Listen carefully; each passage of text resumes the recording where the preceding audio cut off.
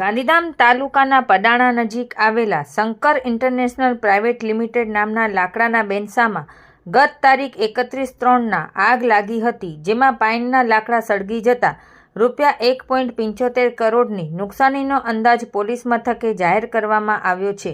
જ્યારે બોન્ડના લાકડાનો સર્વે કરાયા બાદ આ આંકડો વધવાની સંભાવના છે. આ આગને કારણે બાજુમાં આવેલી લાંબા ટિમ્બર્સ વર્કર્સ પ્રાઇવેટ લિમિટેડમાં પણ આગ પ્રસરી હતી, જેમાં આ બેનસામાં રહેલી લાકડી, કેબલ, પેનલ, ઇલેક્ટ્રોનિક સામાન વગેરે સળગી ગયું હતું, જેમાં ₹40 લાખની નુકસાનીનો અંદાજ આંકવામાં આવ્યો છે. તો બાજુમાં આવેલ પેટ્રોલ પંપમાં નુકસાની અંગે કોઈ જાણ કરવામાં આવી ન હોવાનું પોલીસ મથકેથી જાણવા મળી રહ્યું છે.